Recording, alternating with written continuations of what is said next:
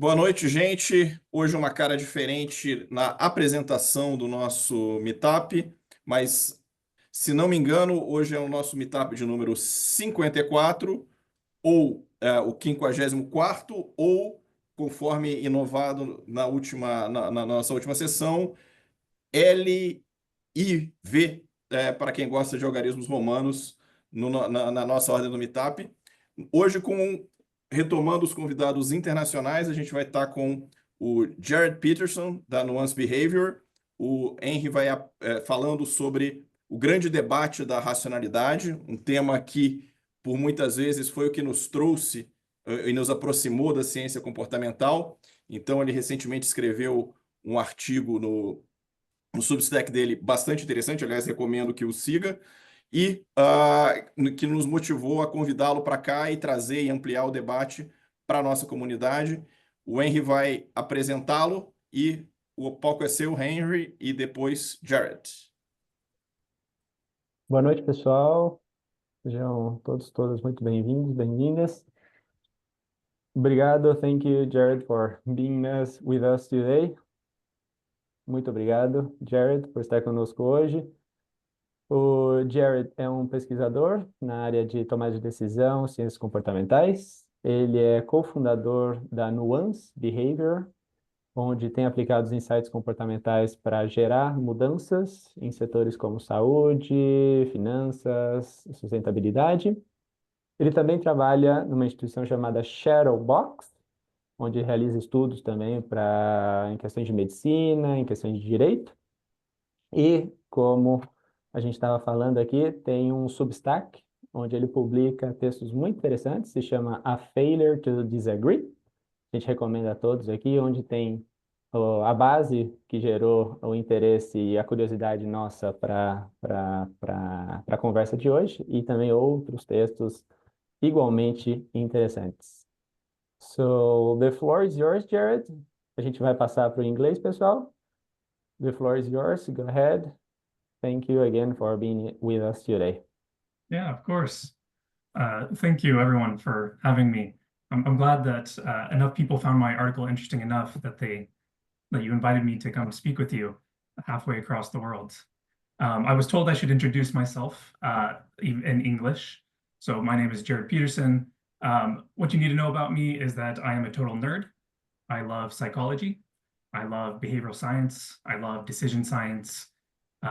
I work for two companies. The first is Nuance Behavior, where we do classical behavior change type work.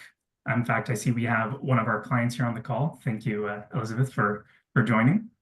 And the other thing I do is I work for a company called Shadowbox.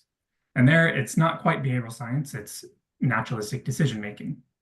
And we work with high stakes domains. I've done work, I'm doing a project in petrochemical right now. I've done work in medicine, with child welfare, with social workers trying to figure out whether a child is being abused, law enforcement, these high stakes domains where decision making really matters. And then I have this Substack called A Failure to Disagree. But that's enough about me, because I have quite a bit of material for you. So let me share my screen and make sure that I share the right one.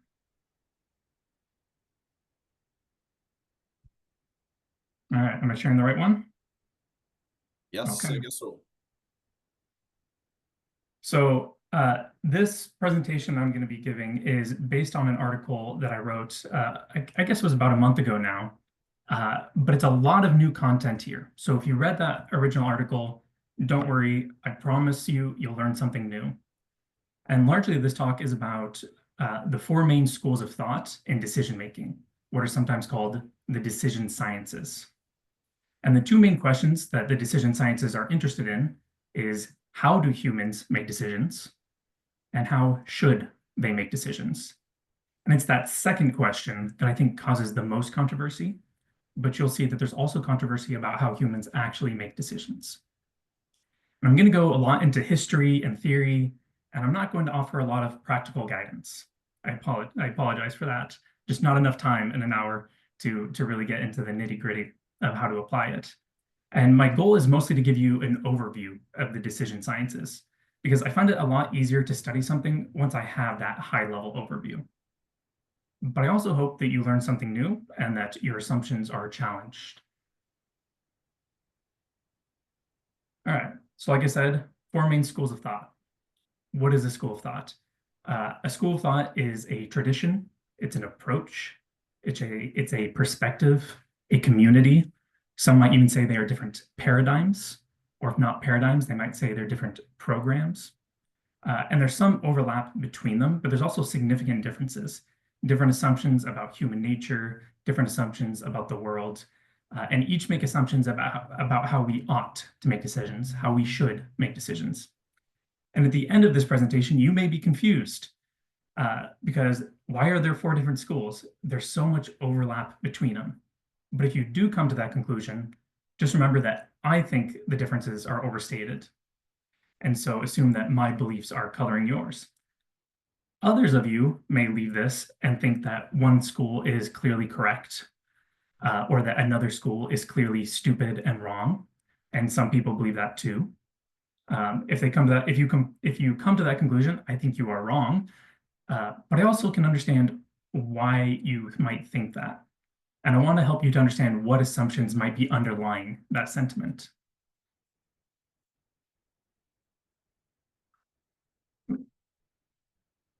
Oh, too many slides. So I think there are many different reasons for these different reactions. So pay attention to why you might feel the way you do. And there's something to be said for personal predisposition, your history, the particular domains you work in. Be aware of what you're bringing to the table and how that might impact which school of thought you find most compelling. All right, so the first school we're going to talk about is called classical decision making. And it's unfortunate that we have to start here because it is the most boring of the 4 schools. That's why I've made the slides in this kind of boring gray. It's all about logic and axioms, mathematics, probability, algorithms. It is primarily a prescriptive school of thought, meaning it is primarily about how humans should make decisions, not how they actually do make decisions. Though eventually some economists and psychologists do come along and decide, wow, this is actually surprisingly accurate. People often act as if they're using classical decision-making, even though they're not. So I'm going to call this school of thought classical decision-making. That's not the only term. Others might call it something different. But if you forget what CDM stands for, classical decision-making, think of Zach Galifianakis here, seeing the math in this GIF. CDM, seeing the math. So the origins of classical decision-making is that for 500 years, there was advancements in science and reason. We were beginning to understand the underlying rationality of the world. Religion, of course, was still central, but now there were ways to understand the world that did not depend on divine revelation. The world could be understood. The world could even be mathematized, especially with Newton, where Newton discovers that, well, you might say invents, some say discovers calculus, and that we can use math to describe objects on Earth as well as in heaven. And this was pretty radical, this idea that you can mathematize the world.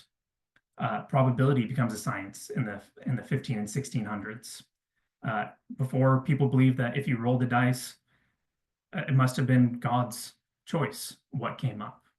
But now we understood the rules of probability and that maybe it wasn't entirely up to God. Jeremy Bentham comes up with utilitarianism, and he develops this phrase that I just love, philosophic calculus, the calculus of happiness. And the idea is we might even be able to mathematize ethics. And then the 20th century happened.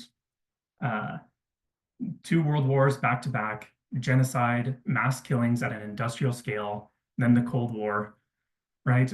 US and Russia both had nuclear weapons trained on each other. And what could be more irrational than threatening to destroy the entire world and threatening the entire human race? And it became just undeniable that there was something wrong with humans. We were too emotional. And there was this question of, how did we get to this place? How is it that the fate of the entire world depends on two irrational humans, one in Washington, D.C., and the other in Moscow? The fate of the world should not depend on a mood swing or on the same unreliable human faculties that gave us the Holocaust. And one of the reasons that classical decision-making really took hold in the early 20th century is because it was seen as our only hope. It was thought that cold mathematical logic could free us from the temperament of ordinary humans who had now unfathomable world-ending power. So the idea is math is the cure. The kind of math we're talking about is expected utility theory, game theory, decision theory, Bayesian decision theory, lots of theories. These theories were developed by people such as these gentlemen here on the right, as well as by others. And each of them is a mathematical and logical approach to decision-making. Sometimes these are called rational models or prescriptive models or normative models, all implying a sense of ought, that we should make decisions this way. There's some differences between prescriptive and normative, but we can ignore that for this conversation. And there was this hope that if we could master these theories and ones like them, we could save ourselves a lot of pain and heartache. Maybe we could even avoid war. Maybe we could even avoid a nuclear holocaust. Game theory in particular was very popular in the United States and was seen as one of the main ways we could approach the Soviet Union to prevent nuclear war. And so I'm not going to go into all these theories because that's way too much, and I think they're the most boring part of this presentation. But I do want to highlight two in particular. The first is Bayes' theorem. And I promise you this is the only math I'm going to explain during this entire presentation. Bayes' theorem was developed by Reverend Thomas Bayes in the 18th century to answer questions of probability. The questions it answers is this: how much more likely is a hypothesis, H, given certain evidence, E?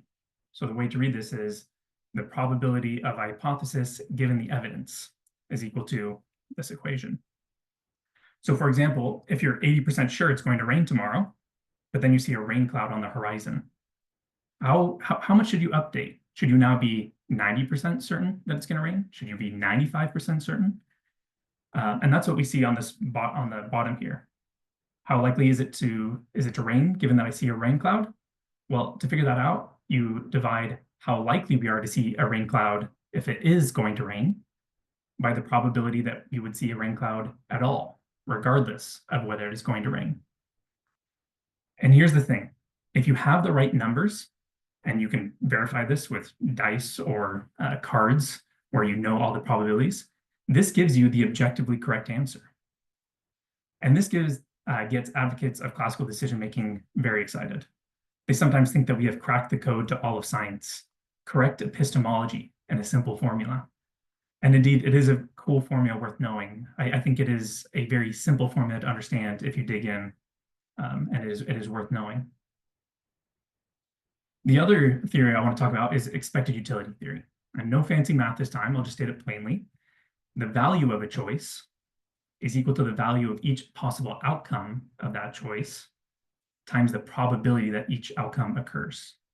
So for example, if someone says they're going to flip a coin and they'll offer you $100 if it lands heads, but you will pay them $100 if it lands tails, then expected utility says the value of playing is $0. And to get that $0 number, you multiply the probability of each outcome, heads or tails, 50-50, by the expected value of each outcome. Win $100, lose $100. And like Bayes' theorem, expected utility gives you the objectively correct answer, assuming you have the right inputs for the formula. Again, for advocates of classical decision-making, this is very compelling. And some will base their entire life, some will base their entire moral philosophy around this equation. And it is, I think, also an equation worth knowing. Though whether you base your entire world philosophy and ethical system around it is a separate question. So we've done it, right? Rationality can be solved. We have the objectively correct way to reason about the world and the objectively correct way to make decisions. And since the world is rational, we can mathematize it and we can overcome our emotionality because numbers are objective and correct in a way that humans are not. That is the hope of classical decision-making. Math, logic, probability, these will give us objectively correct answers, or at least approximate the correct answers better than our own flawed and emotional decision-making. And as the advent of computers in the 50s and 60s, there was, and for many still is, a hope that many of life's hardest decisions could be solved with algorithms, could be solved with computers. Maybe we could end the Cold War as we allowed computers to optimize for the outcomes that we cared about the most. That, in essence, is what classical decision-making is all about. So I'll make one final note about classical decision-making, which is that many of the theories of classical decision-making were developed to be prescriptive, meaning how people ought to make decisions, how they should make decisions. And at some point, people started to find out that they were also surprisingly descriptive. That is, you could model human behavior with these theories, and it was as if they were using classical decision-making. Even if they weren't doing it explicitly, even if they weren't doing any math, it was as if they were using classical decision-making. And we call this rational choice theory, this idea that humans approximate classical decision-making. And both economists and psychologists were really amazed by this fact, especially economists, who concluded that since people are so surprisingly rational in their economic decisions, governments should not interfere with how people make decisions, because even if it seems irrational to the government, it should be considered rational from the perspective of the person making the decision. And this was seen as a very important point during the Cold War, where capitalism versus communism was a very hot topic. And everyone knew that rational choice theory was not perfectly descriptive. Everyone knew that people do occasionally make errors, but still, it was surprisingly accurate. So just remember, most people treat classical decision-making as merely prescriptive, but there are some people who believe it is descriptive too. They believe that humans are rational.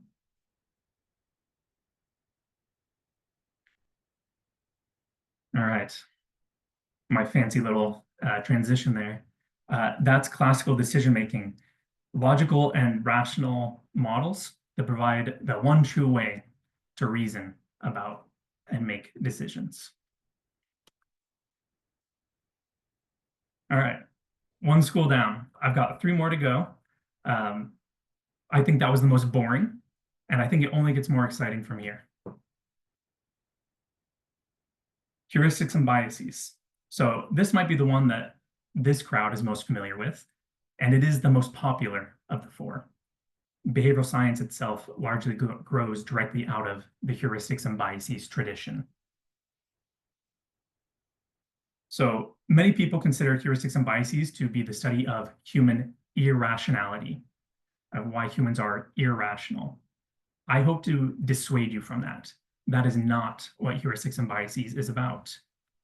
However, I am going to put Homer Simpson on my slide because you basically have to at this point. It's a meme. Every psychology professor in the world who has taught heuristics and biases has a picture of Homer Simpson, so I have to include it. And why do they have Homer? Because Homer is an idiot. He is dumb. He is stupid.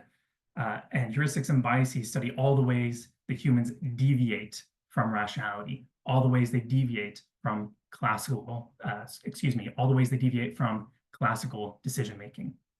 So I've made my slides yellow for Homer Simpson, and Homer starts with an H for heuristics. So if I start throwing around acronyms like HB, or you forget what we're talking about, yellow for Homer. Homer starts with an H, heuristics and biases starts with an H. So heuristics and biases gets its start with 2 Israeli psychologists by the name of Amos Tversky and Daniel Kahneman. Tversky is a cognitive and mathematical psychologist who's studying rational choice theory. He's one of these people that believes that people make decisions as if they're using Bayes' theorem, as if they're doing expected utility theory. And the thing about Tversky is that he is just brilliant and charismatic. He is the life of every party. He rarely, if ever, loses an argument. There's one psychologist who remarked that one of the best compliments he ever received in his entire career was when Tversky told him that he hadn't already thought of something. The idea being that if Tversky hadn't thought of it, it must have been a really intelligent thought. Kahneman, on the other hand, is a cognitive scientist focused on visual perception and attention. And that's important. I think that's a really important historical note about Kahneman, that he studies visual perception. And Kahneman is the complete opposite of Tversky. Everyone describes him as a pessimist, including himself. One of his students said that his defining personality trait was doubt. And that's what made him a good psychologist. And how it happens is that the two were at University of Michigan, and both were already considered stars.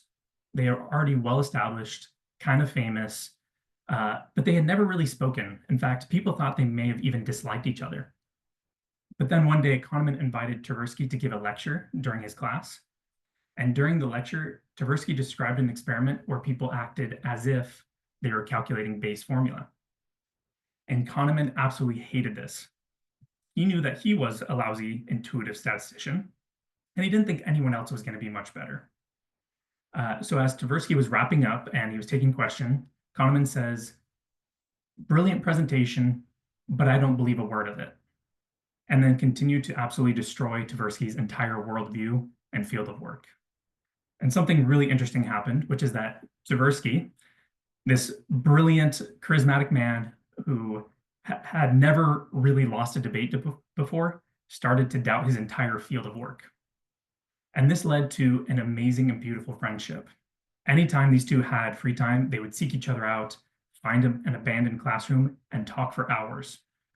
And no one knew what they were talking about. They just knew that behind those closed doors, there was a lot of laughing. Whatever they were talking about was incredibly funny. The metaphor they used to describe their work was visual illusions. So this is why I think it's really important to remember Kahneman's background in studying visual perception. So you may remember the dress. So infamous that in the United States, at least, we just call it the dress. And I love this GIF here that really shows why people see the dress as different colors. Some people see this dress as black and blue, but it's because they're imagining that it's overexposed. And some people see it as yellow and white, and it's because they're imagining that it's underexposed. But in reality, it's the same color. It just depends on whether you see it as over or underexposed. What you see depends on your implicit assumption of whether the picture is under or overexposed. So that's why people see one color or the other.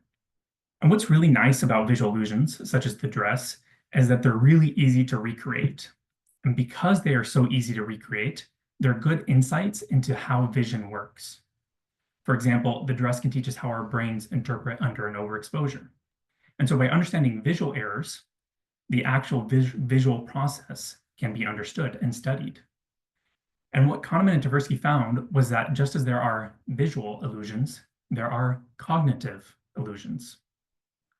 Kahneman and Tversky would give each other puzzles and questions to solve. And what they were laughing about, what they found so funny, was all the stupid mistakes they were making.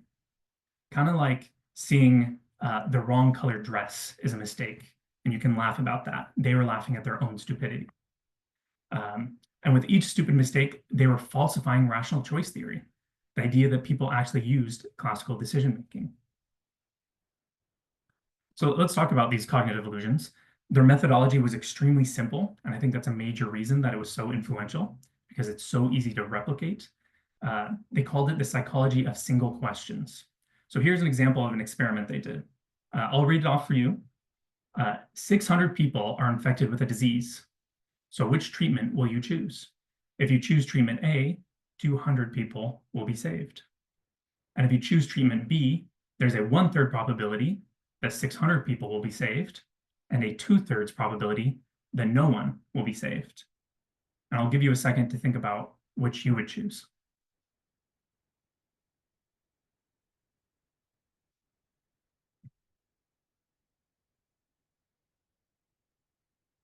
All right.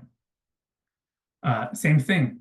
600 people are infected with a disease. Which treatment will you choose? Now you have options C and D. In treatment C, 400 people will die. And in treatment D, a 1/3 probability that nobody will die, and a 2/3 probability that 600 people will die.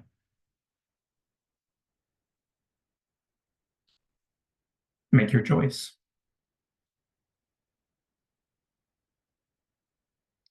And here they are side by side.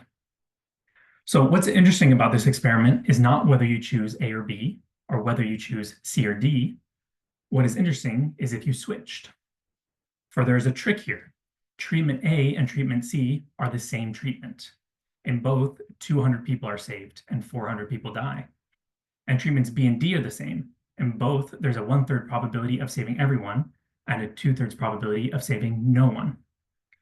So despite these being mathematically identical, and despite expected utility theory and rational choice theory predicting that people should treat these the same, people often do not. Most often they switch between choosing treatment A and then switching to treatment D. The only difference is in how it is framed. The left is in a gain frame, emphasizing how many lives you're saving, and this one on the right is in a loss frame, emphasizing how many people die.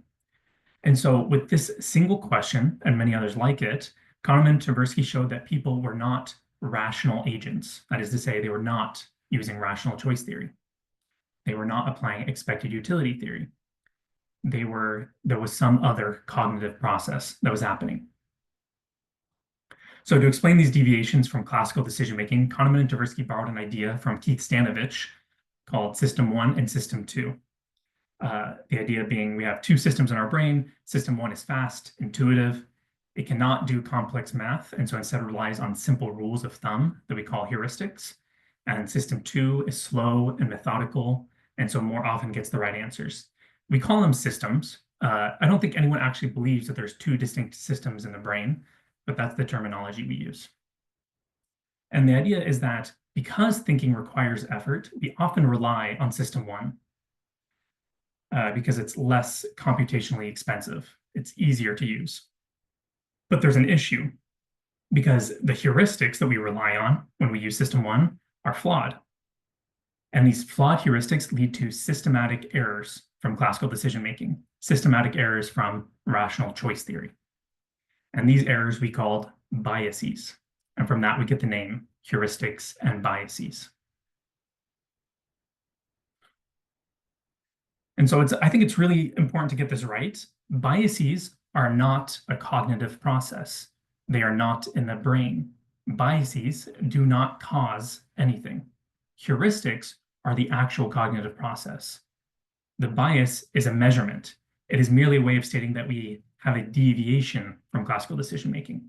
So for example, you have this target. Classical decision-making is the target. It's what we should be shooting at. And when we actually shoot, we land all over here, all the way to the right. The arrow is the heuristic. And the bias is just saying, you didn't hit the center. You didn't actually hit classical decision-making. There was a difference. And the idea is that if we know people should be using classical decision-making, but we find they systematically deviate from it, then we can infer the flawed heuristic they are using.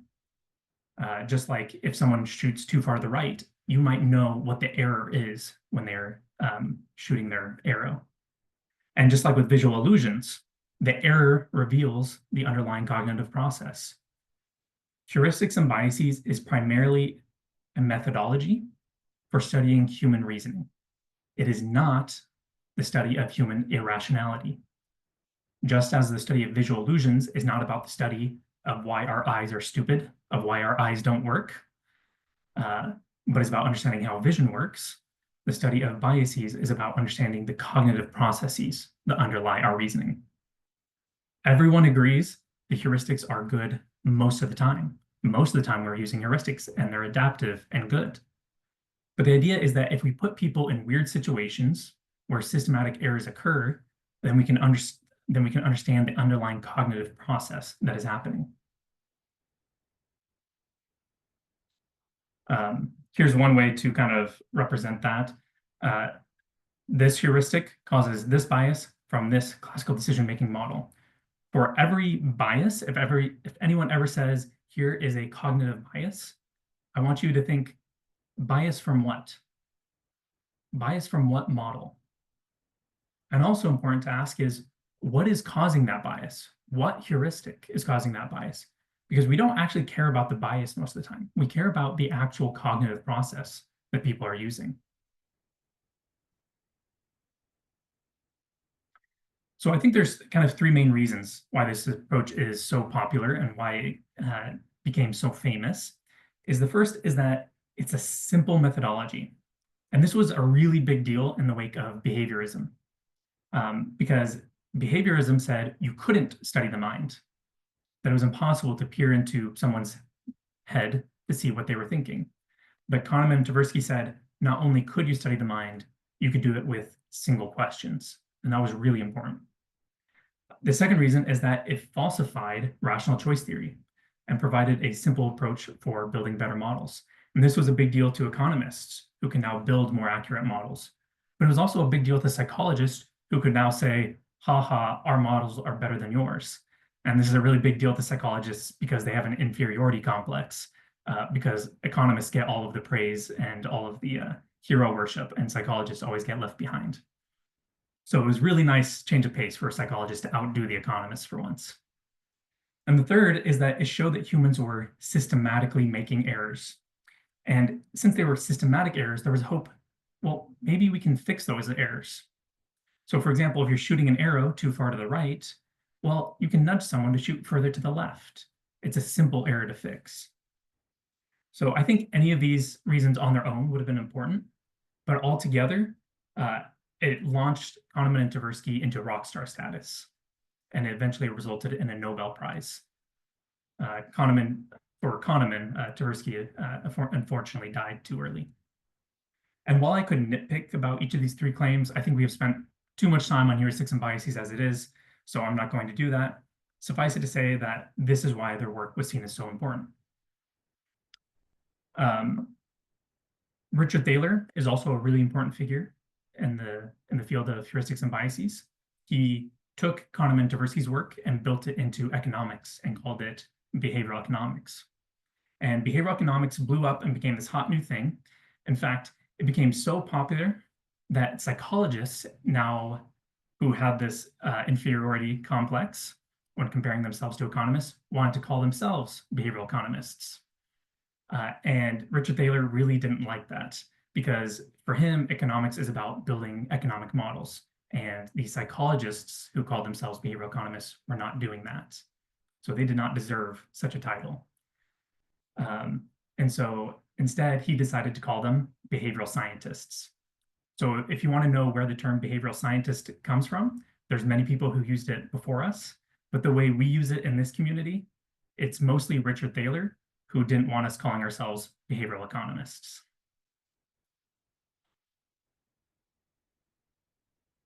So one final note about heuristics and biases: just as there is a division in classical decision-making, there's also divisions within heuristics and biases. On the one side, there are those who believe that heuristics are mostly pretty good, but we can learn a lot from the way that they go wrong. This is what Kahneman believed. Kahneman actually said that he hates the word irrational. When Kahneman talks about deviating from rationality, he is referring to rational choice theory. He is not referring to rationality as we casually use it in everyday speech.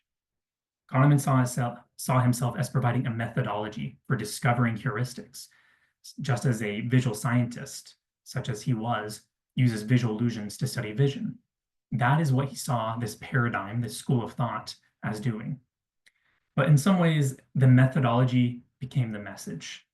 And that led to a lot of people concluding that people were irrational. For example, Dan Ariely's famous book, Predictably Irrational, which is not just deviations from rational choice theory, but deviations from rationality itself. And there's also a lot of people that are kind of in between that. So I know you guys had Dilip Soman give a presentation not too long ago. And I talked to Dilip about it, and he believes that a bias is only a bias if it is both a deviation from rational choice theory and it is irrational. So I think there's a lot of gray room between these two extremes. And I am more on the left side of this. I think the Dan Ariely's of the world have done a disservice in popularizing the message that humans are irrational. That was never what Kahneman and Tversky were trying to say.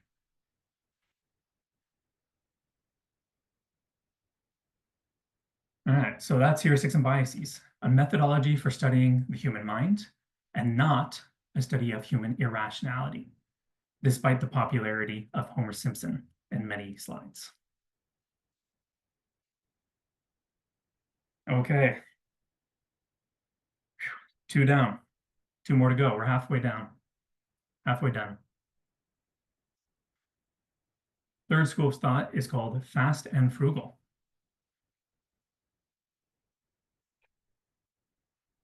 So far, we've talked about 2 ways of thinking and of ways that humans make decisions. Some advocates of classical decision-making believe that people were rational agents. That is, we use rational choice theory, where we use classical decision-making, CDM. And then advocates of heuristics and biases often made comparisons of people to Homer Simpson. But both seem wrong. People are clearly not rational in the way that classical decision-making claims, or I should say in the way that rational choice theory claims. But the heuristics we rely on also cannot be as stupid as heuristics and biases can sometimes make people seem, or else humans couldn't have survived. So heuristics must be more adaptive than we think. Enter fast and frugal. Fast and frugal researchers say that people are pretty rational, except for maybe those advocates of classical decision-making and heuristics and biases. Those guys, they're idiots. They are completely wrong about everything. But everyone else, they're pretty smart and rational. And they argue that Kahneman and Tversky spent too much time studying how heuristics are errors, because how can you possibly understand heuristics if you don't understand the ways that they are adaptive and why they evolved? For example, if you dismissed the efficacy of human vision because of cognitive illusions, then you might dismiss the very thing that makes human vision work in the environments that we evolved in. Perhaps what heuristics and biases researchers were dismissing as errors were actually the very thing that make heuristics work in the first place. So the idea behind fast and frugal is that heuristics are fast, faster than applying classical decision-making. They're frugal. Frugal means less computationally expensive, less effort, less costly than using some classical decision-making theory.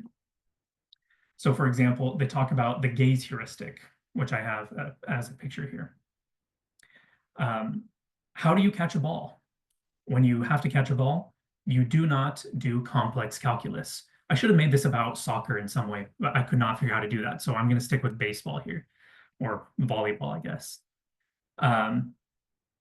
You do not do complex calculus when you're catching a ball. Instead, what you do is you use a very simple heuristic. If you keep your vision in the same spot and you keep your vision your eyes and your head kind of stationary, such that the ball always stays at the same spot in your vision, and then you walk backwards or forwards, what you'll find is that that ball will land right between your eyes, where hopefully you can catch it before it knocks you out. And the idea is that rather than doing complex calculus, you can follow this really simple rule. And we don't have to do this complex math because the environment kind of does the math for us. That's what's meant by ecological. There's an emphasis on the environment. Sometimes this is even called ecological rationality. And the fourth thing that describes fast and frugal is that it's evolutionary. Heuristics had to have evolved. And so we should assume that they are adaptive, that they are rational in some way. Because if they weren't, we should have died millennia ago. Sometimes this idea that heuristics are adaptive is considered pretty optimistic. So sometimes researchers in this tradition are dismissed as Pollyanna, as Panglossian, too optimistic. They believe in the best of all possible worlds. In English, we might say that they are blue sky optimists, or that they have their head in the clouds. That's why I chose blue. By the way, I used different colors for this presentation than I did for the article. I'll have to go back and change the article at some point. Fast and Frugal was developed by this guy, Gerd Gigerenzer. And Gigerenzer started studying all the way heuristics were adaptive, their underlying rationality, why they might have evolved in the first place. And he was very angry at researchers who claimed that people were stupid and irrational. If people were so stupid and irrational, then we should have already died out. We should have gone extinct.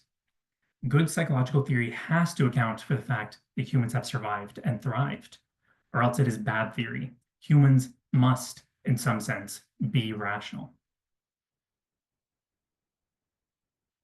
And so Gigerenzer started writing papers that really attacked Kahneman and Tversky and the heuristics and biases program. His big paper was called How to Make Cognitive Illusions Disappear Beyond Heuristics and Biases. And Kahneman and Tversky responded to this paper, and they had this back and forth. And it was a little vicious.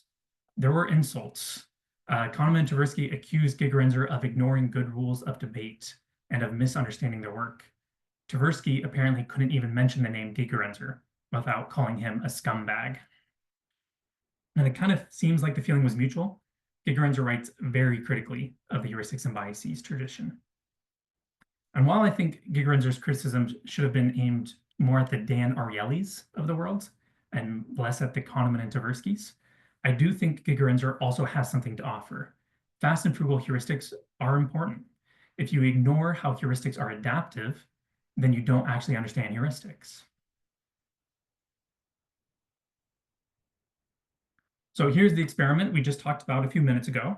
And remember, treatment A and treatment C are the same, and treatment B and treatment D are the same.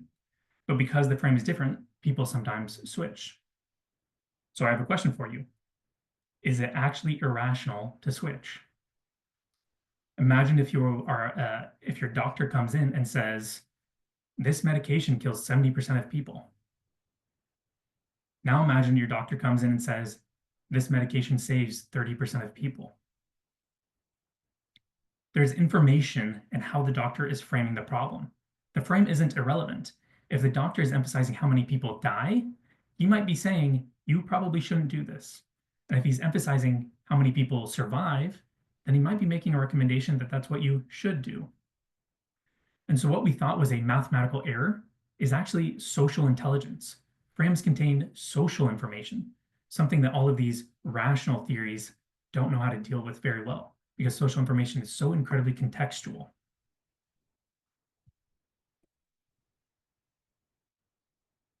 Here's another way of how our seeming flaws can be rational. Harry Markowitz developed modern portfolio theory. You don't need to know the details of modern portfolio theory. I certainly don't. But the thing you do need to know is that it is the optimal way to invest your money across multiple assets. So if you're betting in the stock market, this is the formula you're supposed to use for figuring out how much of each stock to buy. But when Harry Markowitz, Nobel Prize winner and inventor of modern portfolio theory, was deciding on his own investment portfolio, what did he use? Not modern portfolio theory. He used a simple heuristic called 1/n, which is where you just divide your money evenly across all of your assets. And he did this because modern portfolio theory only gives you the optimal outcome after, on average, more than 100 years of investing. So why is anyone pushing modern portfolio theory? Why did it get a Nobel Prize? You would never want to use this in practice. Why should such optimization be considered rational? Why not instead rely on a simple heuristic that people all over the world are using and is just as effective?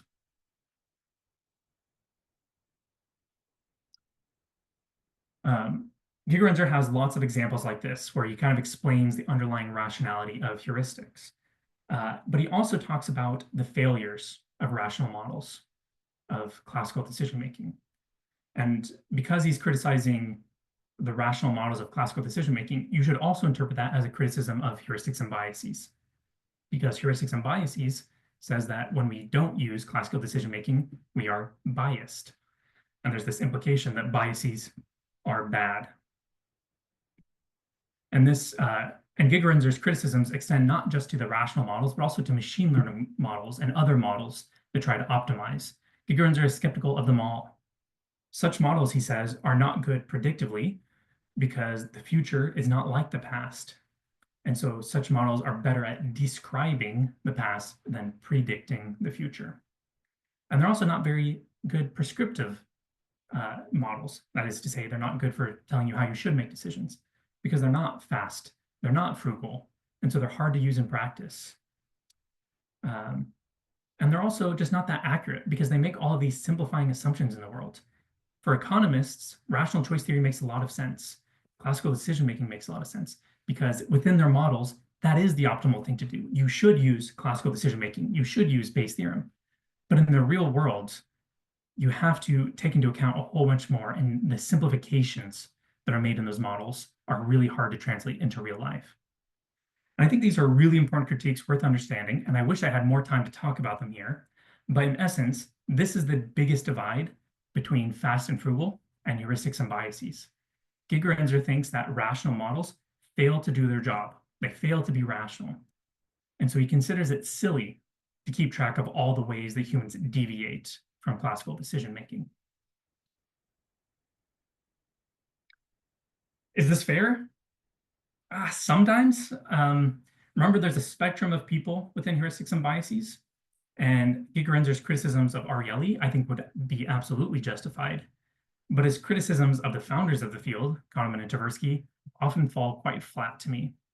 Most people in heuristics and biases agree with Gigerenzer that heuristics are adaptive most of the time.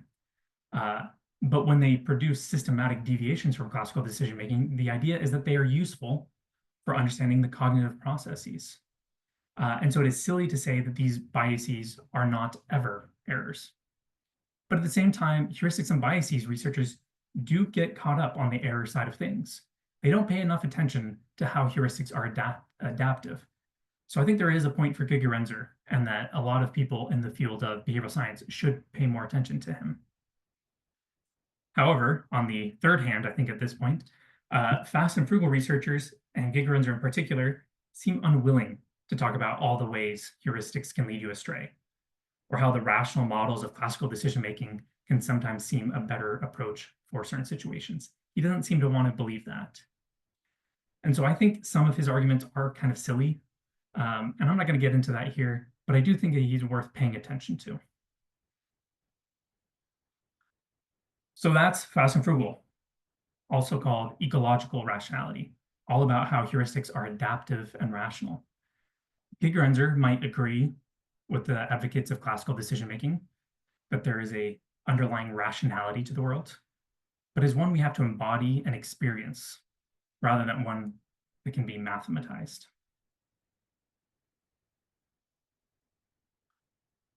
Okay, 3 down, 1 more to go. Naturalistic decision-making. So this is the last school of thought we're going to talk about. And I promise we are saving the best for last. I wish I could have started with this one because I find it the most interesting. And I want you, before we start, to reflect on a recent decision you may have made. Maybe it was a decision about where to live, who to date, about whether to get married. And I want to ask you, how did you make that decision? Do you feel like classical decision-making describes what you did? Do you feel like heuristics and biases or fast and frugal describe what you did? I don't. As I reflect on it, I don't feel like that's how I make my decisions. I think they're basically wrong. That's not to say we don't actually use heuristics. I think there are heuristics that we do use, and I'm going to get to that in a second. Heuristics certainly contribute to our overall decision-making process, and sometimes rational models also contribute. But there's a whole lot more to it than that. So when you decide who to marry, what major to choose, whether to go after that new business venture, you're not relying on a single heuristic, nor are you calculating expected utility. So what's actually going on? And this was the state of things for the military, for the US military in the 1980s. None of the dominant models of the day seem to describe how soldiers in the field actually make decisions. And so I have to imagine that as they read the research on heuristics and they read the research on classical decision-making, they were just pretty underwhelmed. How should a soldier in the field conduct an expected utility calculation? Should they rely on a heuristic? If so, what heuristic? And how do you go from a heuristic to an entire tactical plan? The major schools of thought of decision-making didn't seem to provide an answer for what the military needed to know, which was, how do we train soldiers to be future commanders? I think something to keep in mind is that most decisions are more like you're a commander than they are like the heuristics that are studied in a lab. This is what real life decision making is like. So I'll give you an example of this. Of course, I assume most of you, if not anyone, is in the military, although maybe Brazil has a draft. I can't remember off the top of my head. But let's make this concrete. Here's a tactical decision making called Enemy Over the Bridge. And it's a test of your tactical knowledge. So here on the bottom, we have this arrow coming up from the south, and this represents your troops. And the plan is that tomorrow at 0600, at 6 in the morning, you are going to cross this bridge here in the north that's crossing this river here. And because that's where the enemy force is there. So your goal is you need to set up camp so that you can attack tomorrow morning. But as you are heading to the assembly area, which is where you're going to camp for the night, you get reports from some scouts that there are already enemies in the assembly area. Not only that, but you get further reports that there are enemies crossing the bridge. So now, using everything you know about decision making, what do? What heuristic do you use? Or if you're an advocate of classical decision making, how would you use expected utility theory to make this decision? And make a decision, by the way, in the next 10 seconds, or your soldiers will die. Heuristics and classical decision making are kind of useless at this point. And by the way, if you're interested in this type of thing, this tactical decision game, I'm about to launch a Substack where we're going to do tactical decision games. So follow me on LinkedIn if you're interested in that. So recognizing that the theories of decision-making currently on offer were not that compelling, the military hired some people to figure out how people actually make decisions in high-stake environments. And one of those psychologists that they hired was a guy by the name of Gary Klein. And Gary decided to start with firefighters. And it was out of this study of firefighters that the field of naturalistic decision-making really takes hold. Naturalistic means in the field, in the real world. We're not studying decision-making in the lab. We're studying it in the real world. But if it helps you to remember the acronym, you can think of soldiers out in nature, naturalistic decision-making. I should have made the slides green, but I kind of like these purple slides. So you're going to have to deal with some colors that don't quite align with nature. Gary is actually my boss at Shadowbox, so I'm not going to pretend to be impartial. I was working as a consultant in the heuristics and biases tradition. My former boss, actually did his postdoc with Daniel Kahneman, and I was happy. I was making lots of money, but at some point I realized that Gary Klein's approach to decision-making was correct. So I took a pay cut and I agreed to work with Gary part-time, because that could only bring me on part-time, so that I could get some experience working with the guy who, in my opinion, figured out decision-making. So if you're curious about why I work at two companies, it's because I really wanted to work with Gary, and I decided to found nuanced behavior on the side with some colleagues in order to fund my ability to do that. Gary loves telling stories, so I'm going to start with two stories that I really like from Gary's initial interviews with firefighters. Gary's very first interview with a fire chieftain. You can imagine him, he's kind of fresh out of grad school. Military has given this big contract to study firefighters. He's super excited, and he goes and he talks with this fire chieftain. And the fire chieftain says, "Gary, this is going to be a short interview. I don't make decisions. I just follow protocols." And Gary's like, "Oh no, I've chosen the wrong field to study." So quite dismayed, pretty upset, Gary asks to see the protocol. And the fire chieftain says, "Well, they're not written down." This is really common among experts.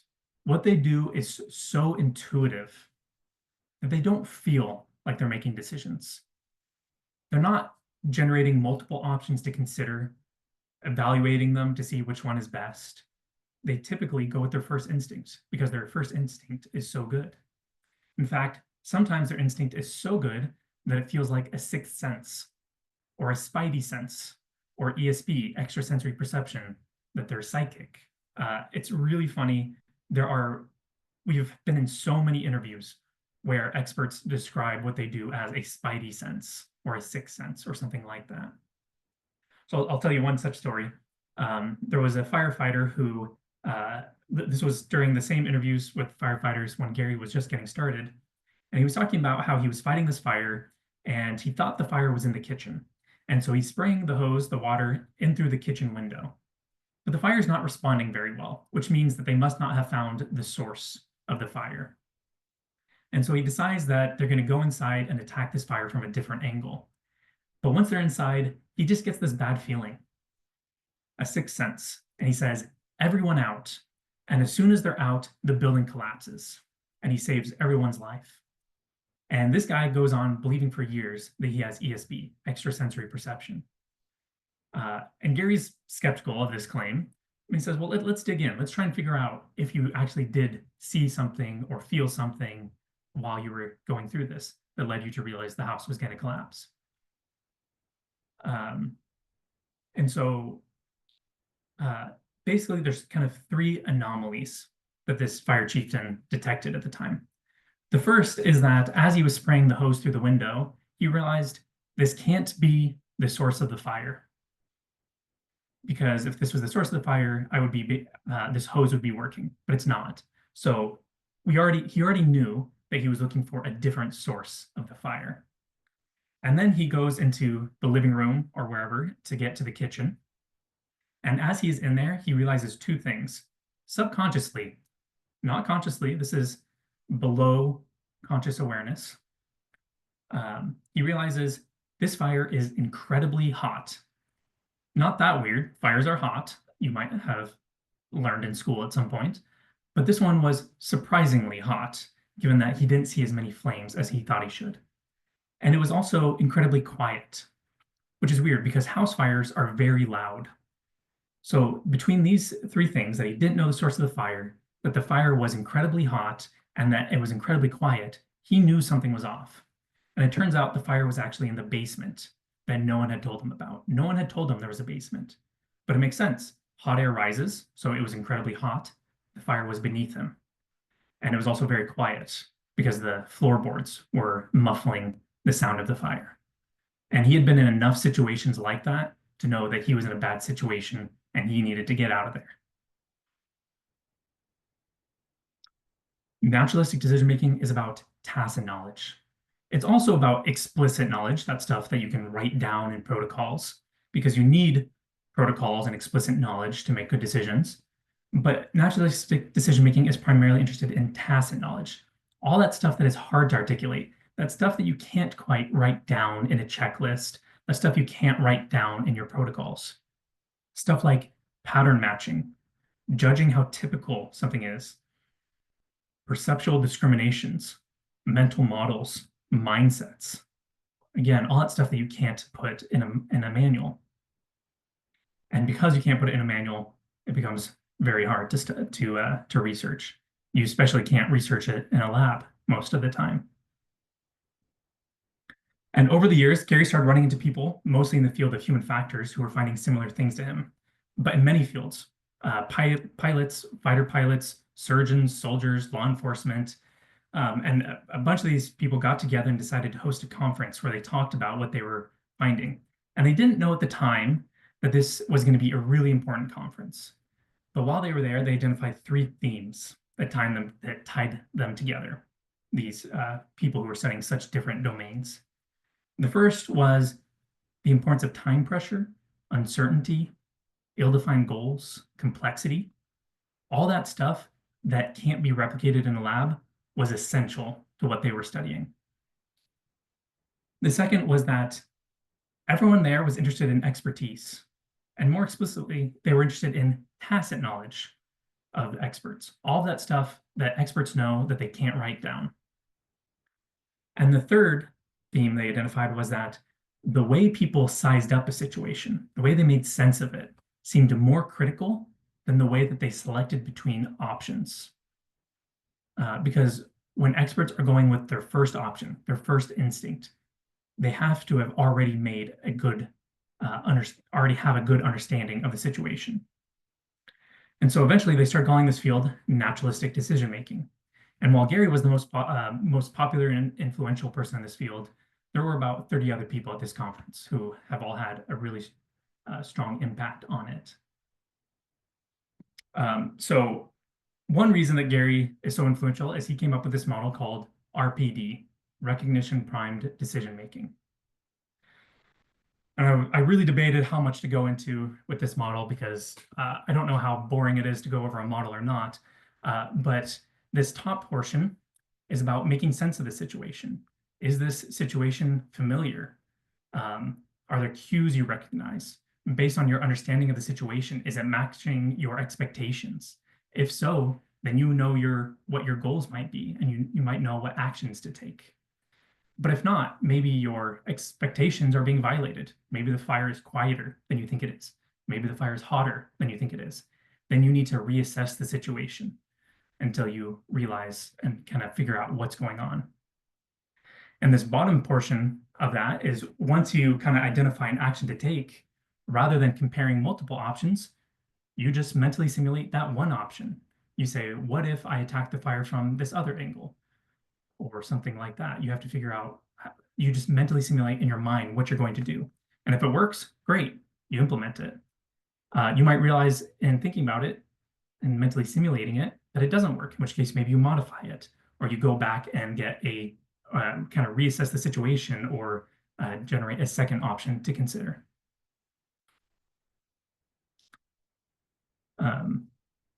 Another important idea is macrocognition. The idea is that there are multiple cognitive processes chained together into something much more complex. So if you look at this, this is not a single cognitive process. This is not as simple as the heuristics that heuristics and biases or fast and frugal talk about. And if you study it really closely, you might realize this top portion is basically the availability heuristic and the representative heuristic. And this bottom portion is what Daniel Kahneman called the mental simulation heuristic. And I think this is really important to understand because if you don't study heuristics in context, then it's like studying computer code without the context around it. It's like looking at a single line of code and not knowing what comes before it or what comes after it. If you don't understand how heuristics chain together into something much more complicated and nuanced, you're going to completely misunderstand what heuristics do and how they function. And also, if you study a novice or you study students in a lab, their ability to use these heuristics is not going to be very good. The availability heuristic can be adaptive if you have the right things available in memory. The representative heuristic can be a good heuristic if you've been in enough situations that this situation feels representative of situations you've been in the past. So it's not that these heuristics are always flawed. It's that they can be adaptive in the right situations, but you have to understand the situations. You have to actually study heuristics in context. So how do people make sense of situations? We've been focused so far in this presentation on decision-making, but how people size up a situation, how they make sense of a situation is often way more important. Without understanding how people figure out what is relevant to the decision, then you can't actually understand good decision-making. So if I were to make a prediction about the future of the decision sciences, I would say that sense-making is the most important thing to understand and study. And if these fields, if these schools of thought ever converge, I think it'll be because they finally understand the importance of sense-making and how we make sense of situations. Gary's paper on the data frame theory of sense-making was the final straw for me. It was the thing that made me switch to naturalistic decision-making. Highly recommend the paper. And some of you may be curious about System 1.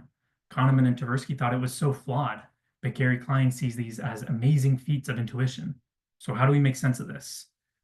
Kahneman and Klein got together to figure this out in what Kahneman called an adversarial collaboration. Kahneman really loved adversarial collaborations. It's where two researchers who disagree write a paper together to settle their differences, maybe run an experiment to see if who's right.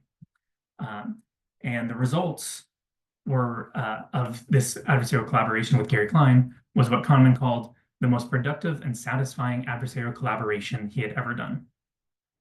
People wanted them to disagree. They wanted another great rationality debate, like with Kikerenzer. They wanted them to insult each other, to hate each other, to fight, because that's what's fun.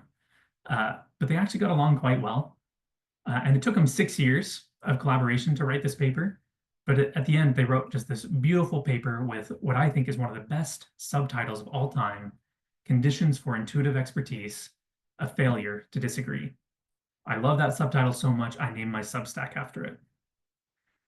However, the subtitle is a little misleading. They actually disagreed quite a bit. However, what they concluded was they agreed on the science. They agreed that under certain conditions, people could develop good intuition, conditions with rapid and reliable feedback, the kind of conditions you never have in a lab with undergrads, but which you can get when you're studying experts.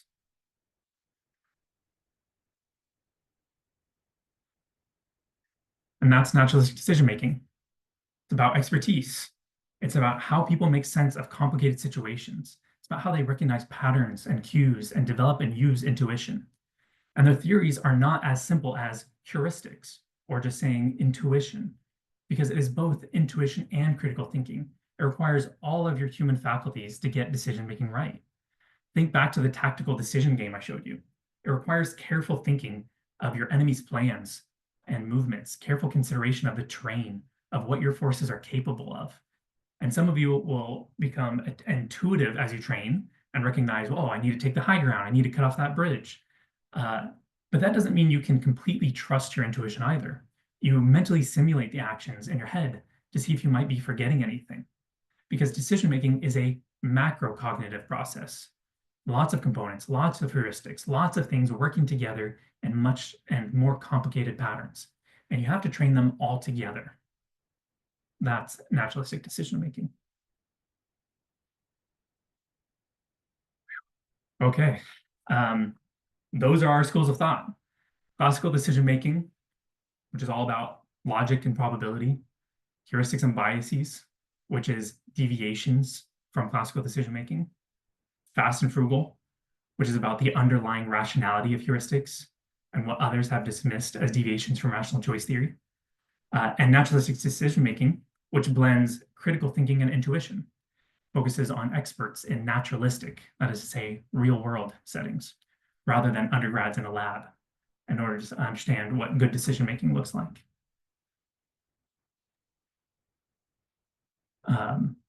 And remember, this is not just a purely academic debate, because there are implications for how we help people improve their decision-making. Classical decision-making researchers would probably replace humans with algorithms if they could. Heuristics and biases researchers will advocate for nudges to nudge people away from flawed heuristics and to better approximate those mathematical models. Fast and frugal researchers will advocate for simple heuristics to replace complex algorithms. Naturalistic decision-making researchers will advocate for simulations and simulation-based training so that people can build up experience, train up their ability to recognize situations and know what to do. So I'll kind of conclude this. I have a few more slides and ask, what do you think? What draws one person to one school versus another? Do they actually disagree? Is one clearly superior to another? Is one clearly wrong? And why do people have such strong feelings about them? What draws one person to one school versus another? I have my own thoughts about this, different assumptions about the world, and therefore about how to be rational, different beliefs about what we should study and how we should study it, different domains that we focus on. For example, is the world knowable in the same way Newton understands the motion of the planets?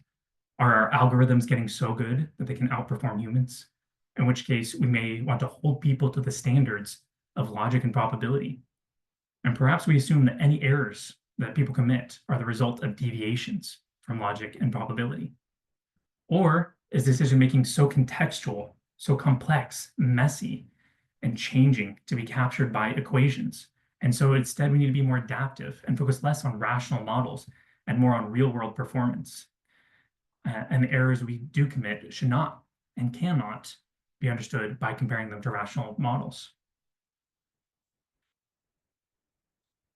Would a mature study of decision-making focus on heuristics? Or does it require more than that? Maybe mathematical models, or how heuristics come together into more complex macro-cognitive processes. Are people inherently rational? Is good decision-making something we are born with? Or do we have to train ourselves to rely on rational models? And what is most important, the decision process itself, or how we make sense of the situation before any decision is even made?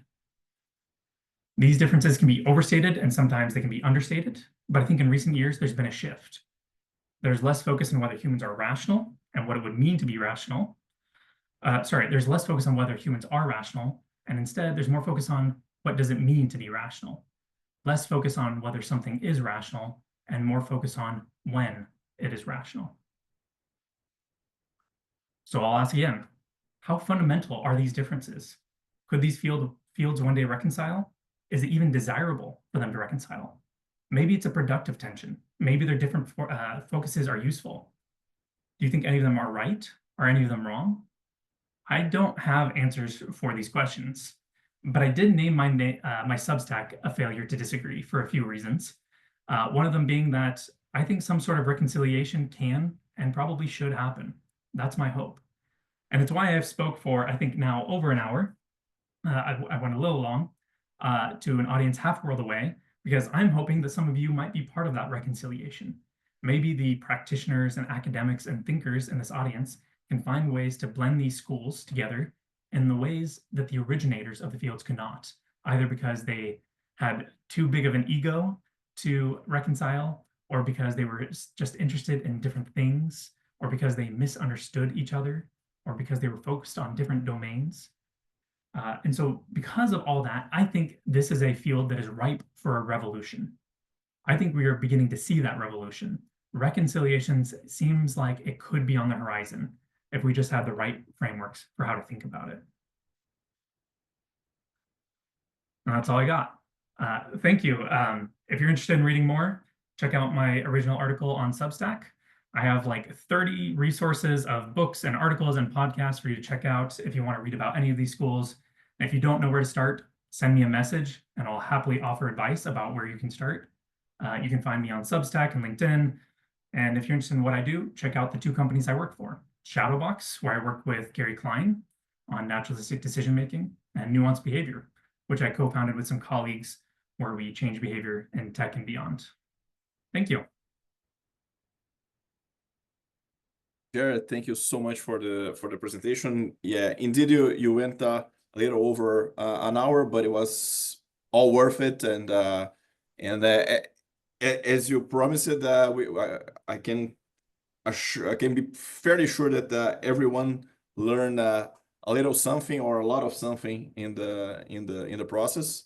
For me, it was very interesting that not just the defense, but how you frame the naturalistic decision making, which is perhaps a flaw or something that we don't study as much when we do study decision models in our behavioral scientist training, and we should.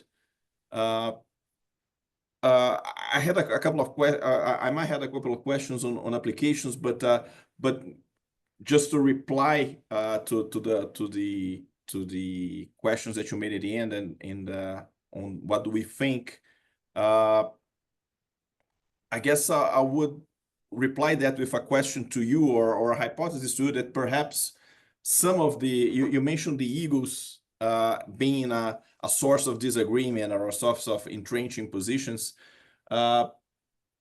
I might go as far or as a hypothesis to test with you if it's also perhaps a little bit of on the sense of identity that we have on the world, or whether the world makes sense or the world should make sense.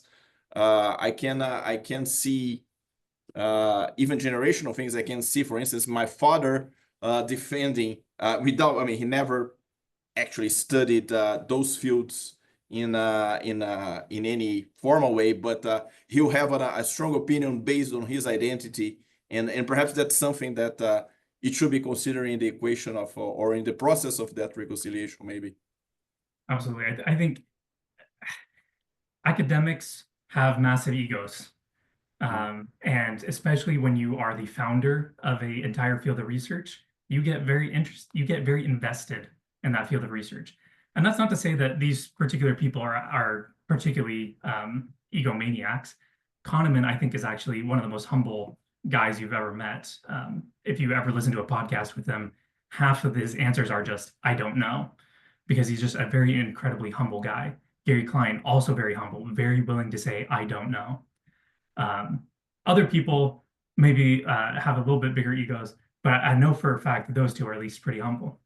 But there's definitely this identity component and what you're interested in. And some people are at the end of a failure to disagree, at the end of the paper, Conditions for Intuitive Expertise, I should say, by Daniel Kahneman and Gary Klein.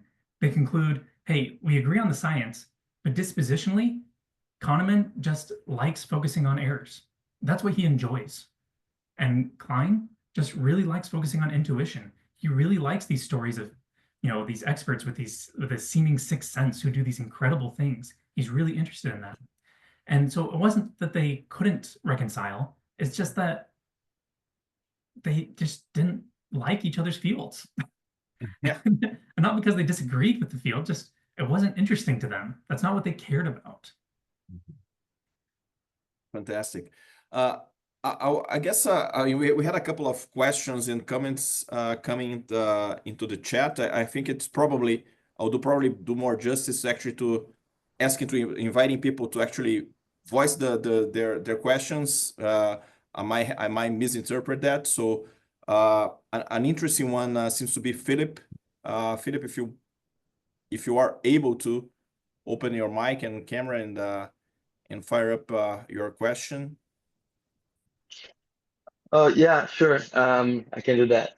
So my question is, when we think about all these different applications or these different points of view, but we try to bring it to professional applications in the companies and business we work in and stuff like that. My question is it the case that we don't actually need to find the best or the better model than the other, or do we just need to find a good enough one and easy to use, easy to apply to the business intentions we have when we work at companies and stuff like that, when we're not just trying to understand how people think, but how to apply that into certain objectives, Yeah, that's a big question. Each of the schools of thought would attack that problem in a different way, I think. So I've used all four at various times, right? There are some times where when making a decision, you need to use a mathematical model. And maybe you use Bayes' theorem, or maybe you use expected utility theory. And that's fine if that might be the right tool for the job. Other times, I'm trying to encourage my users to use a specific heuristic. Maybe there's some heuristic in the literature that I think is pretty good, and I want to kind of encourage people to use that. I did one project for a large tech company, and it was e-commerce, and so people were having to make a decision between all of these different options about what they were going to buy, and it was very clear that there was a sense of choice overload.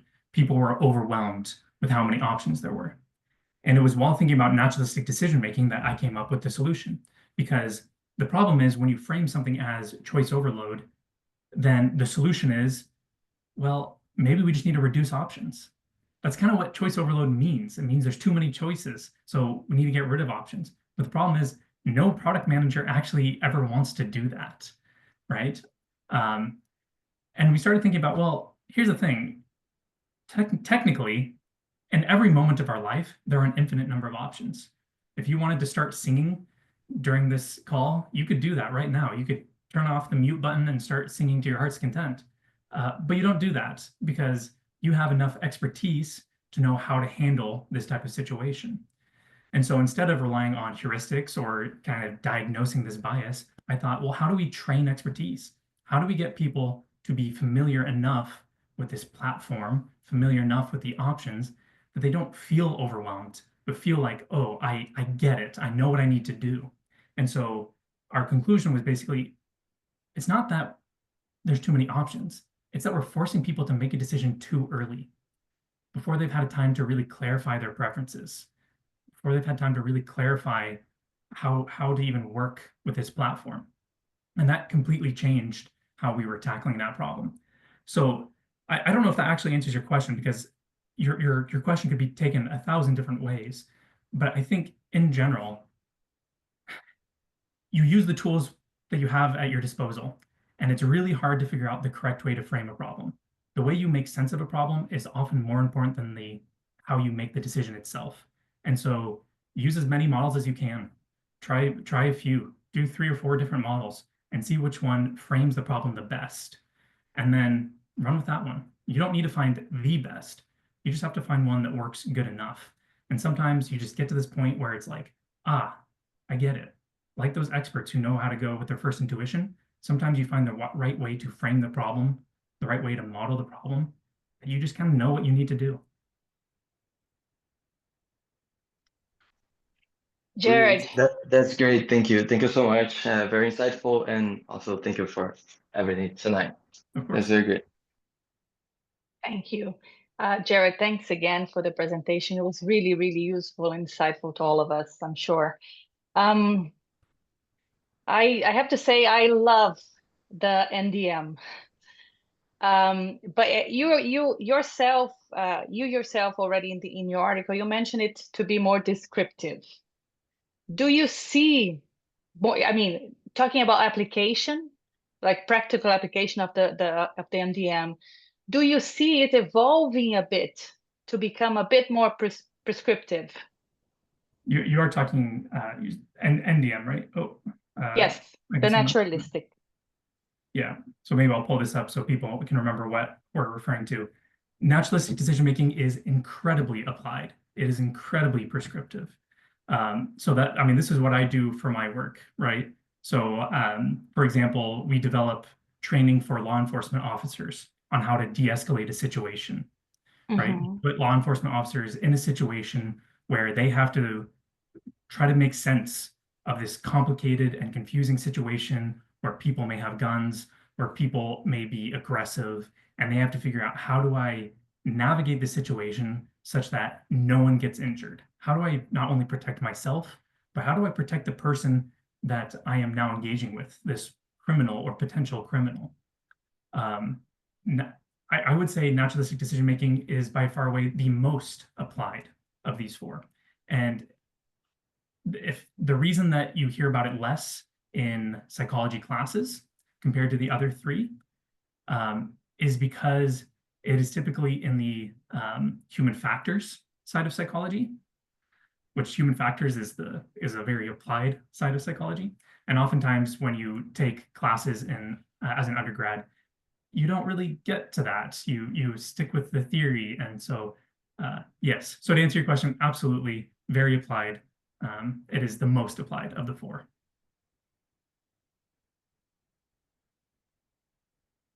Thank you so much. I'm gonna read carefully this table that you're just sharing now. Yep. Yeah, that's very nice. So nice, Jared. It was amazing, very insightful. I wrote in the chat, I don't know if you saw, that you should write an article, especially about naturalistic decision making, because there is so much, I think, to learn about. Thank you that you already cited an article that we can read, so will be very helpful. But the idea is to know, I'm really curious to know more and more about it. So thank you so much. It was a very a lot of I'm very curious about how we can apply this in the future, and how things will go between those models. So thanks a lot. I don't know if Guilherme, Henry, Juliana wants to say something. Well, endorse the thinking, and remind that now it's in respect of Jared's time, it's 8:30 here in Brazil. I believe 5:30 in Arizona, and we can have questions for the whole night, but we should get going, unfortunately. But now it's time for the picture that, as promised, Flavia will take. So if everybody still on the call can open their cameras. Yeah. Anyone more? Okay. Cláudia can't. Oh, good. Eduardo? Anyone else? So let's take the pictures. 1, 2, 3. 1 minute for Chris. 1, 2, 3. Brilliant. Great. We'll send you also, Jared. Thank you so much to be with us here in Brazil, discussing such an amazing topic. Jamie? And thank you, guys. We'll still debating next month's guest. It's going to be hard to top up. We've been raising the bar successfully, but we'll try. But it will be hard because it was a great one. Jared, thank you so much. Thank you. Thank you for the invite, and I hope everyone learned something and that it's useful. I definitely will be writing an article about naturalistic decision-making at some point. It's already in the works. That's great. Thank you very much, Thank you so Jared. much, Jared. Of course. Great Boa, night. Jared. Take care. Obrigado, pessoal. Bye. Obrigada, pessoal. Boa noite. Um abraço, gente. Até o mês que vem. Tchau, tchau. Até o mês que vem.